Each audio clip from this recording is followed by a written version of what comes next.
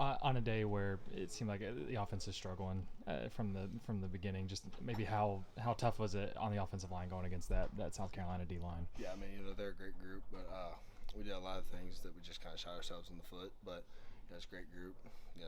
Not going to take anything away from it. They beat us fair and square. So, but yeah, it's frustrating.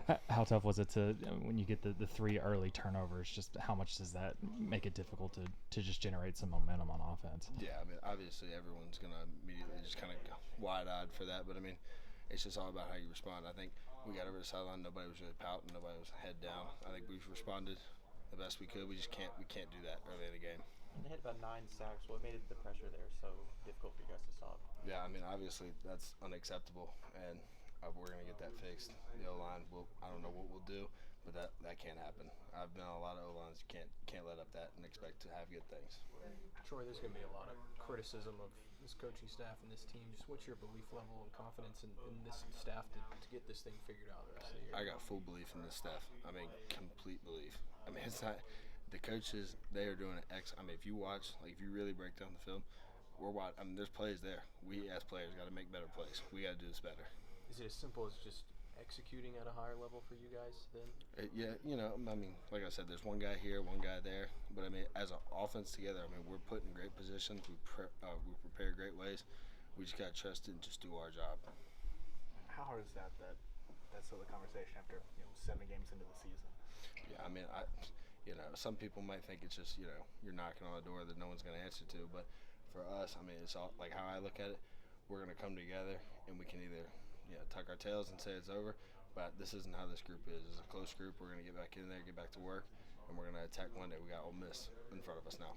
What's your role in all this in terms of trying to be vocal, trying to be a leader? Yeah, I mean, obviously, when I was sidelined with the injury, I took a leadership role with the offensive line and even with the offense. So for me, I know I'm looked at as a guy that needs to kind of get things going, and I do. I try to bring everybody up, whether it's wide receivers, running backs, quarterbacks, everywhere.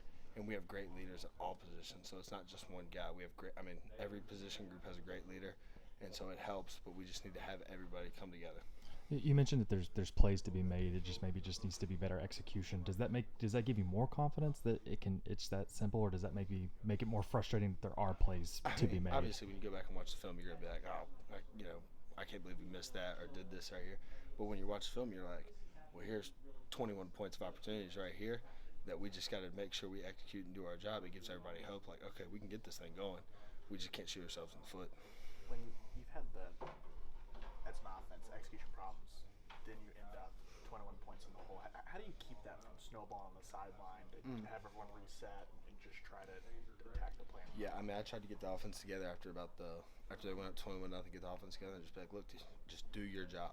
There's nothing more that y'all can do. We can't control what happens on defense. Defense can't control what happens on offense. All you can do is do your job. If you do your one job out of 11 guys, you're going to have success. And that's what we need to all realize. If we just do our job, we can have great things happen. Obviously, the last couple of weeks have been really tough offensively. Now that you prepare for a road game this coming week, what do you do this week just to kind of keep motivation up, spirits up, that kind of thing? Go back in there Monday, got a close group, just go in there and attack it, prepare the best way we can. And, I mean, like I said, I have full trust in that man over there. He executes, he has great plays. He comes in, he's going to attack every single day.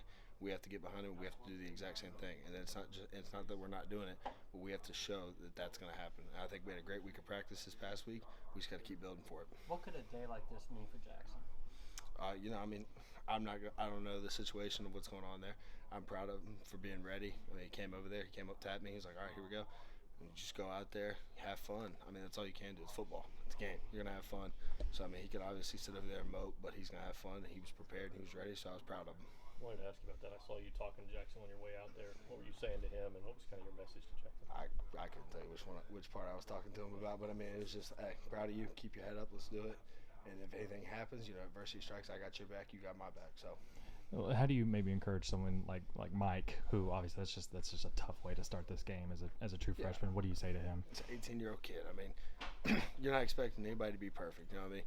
You go out there and it's hard for him. It's an 18-year-old kid. I couldn't imagine all this stress as a freshman, especially at Oklahoma. I didn't come to Oklahoma as a true freshman, so I don't know the stress levels of that. And I mean, I know it's stressful, but that kid is a hard worker. I'm proud of him. He's going to get back out there. He's going to get in there, and we'll see what happens next week. But he's not going to sit down there and just take it.